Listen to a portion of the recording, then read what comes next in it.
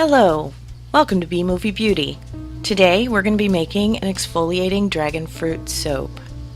If you remember from last time, room temperature for me this time of year in my frigid basement soaping room is about 65 degrees.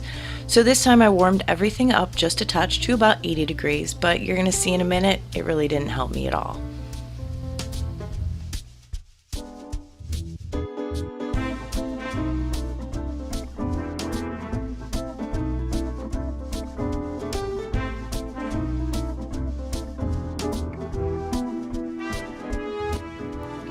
Even warming up my materials, you can see here that I'm still hitting false trace before emulsification. I think this is just what's going to be normal for me in my little soap dungeon during the winter, but at least now I know what to look for.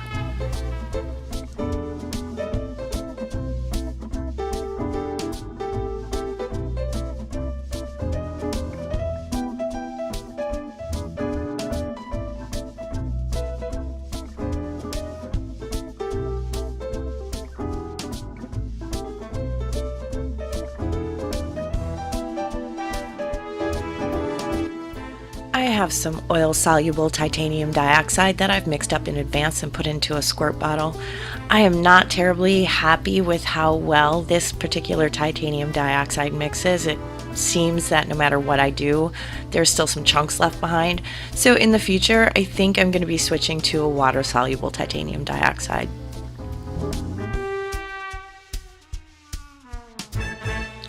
I want the base of the soap to be as white as I can possibly get it because, as you can see, a dragon fruit is very white in the center.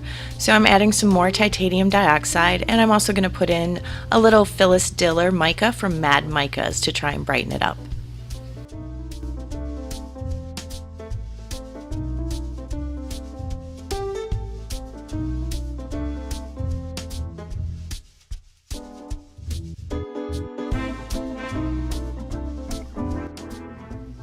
Some more titanium dioxide,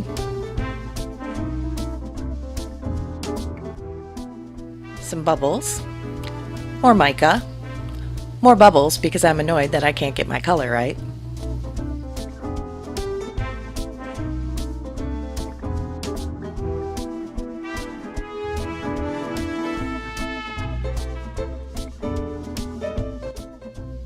And I've given up. My fragrance oil is Dragonfruit Poptail by Aztec. It does have a tiny bit of vanillin in it, so I added in a color stabilizer to try and prevent my lovely bright colors from turning brown. I accidentally frothed my fragrance oil when mixing the color stabilizer in though, so I'm adding more bubbles. At this point though, does it even really matter? I'm adding poppy seeds into the soap base to mimic seeds in a dragon fruit. I love poppy seed as an exfoliant in soap because even though it's a larger grain, it's not sharp or scratchy on the skin.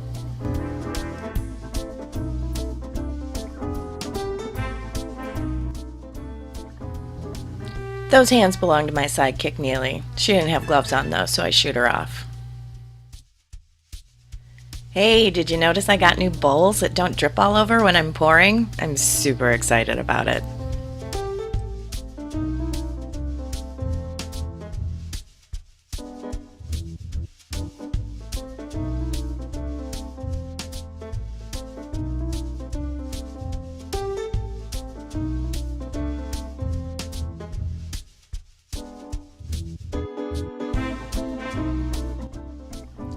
It's time to mix the piping. Some people use different recipes for piping, other people use the same recipe and let it sit a while to set up.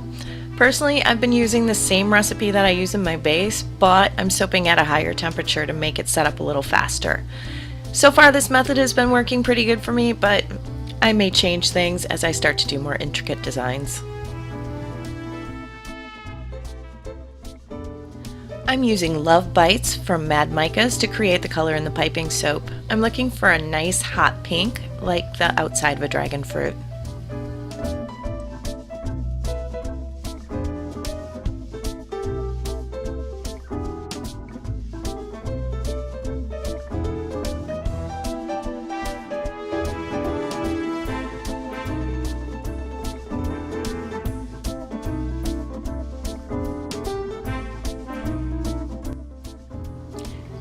And I'm adding in a little more mica and some more bubbles. Are you sensing a theme?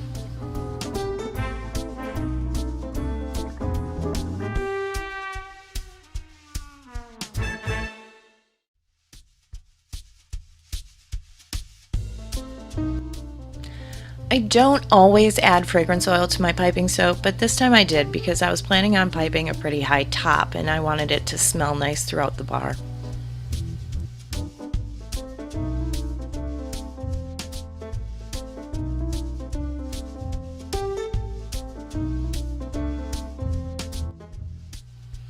My piping soap is set up, so now it's time to start building up the top.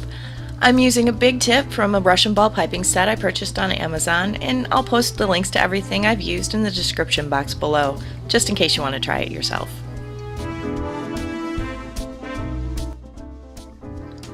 As I pipe this on, I'm going for kind of a frilly, spiky look, like the outside of a dragonfruit.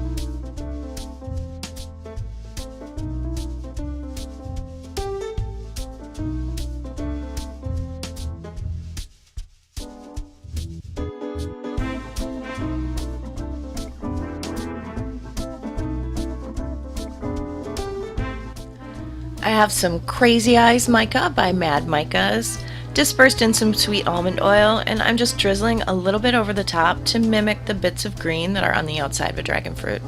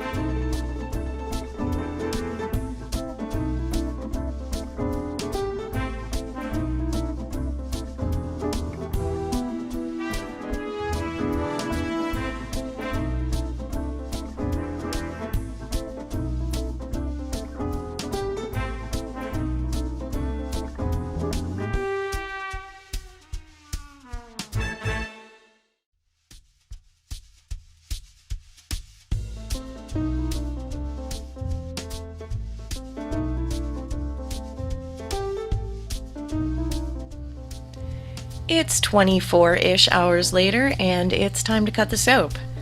You can see that the color in the piping morphed a little bit overnight and it faded. After some time on the curing rack though, it did morph back into that bright pink that I was looking for.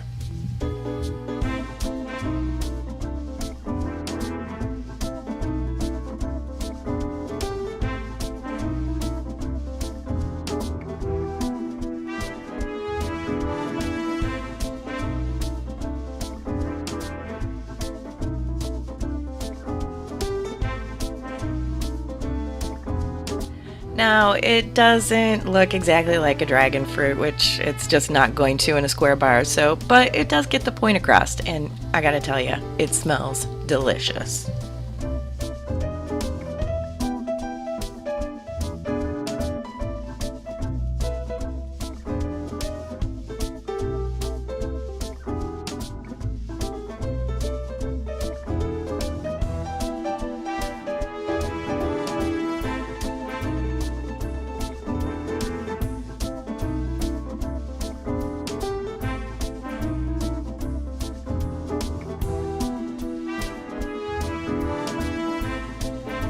Now, if you want to try making this soap on your own, the links to everything I've used are in the description box.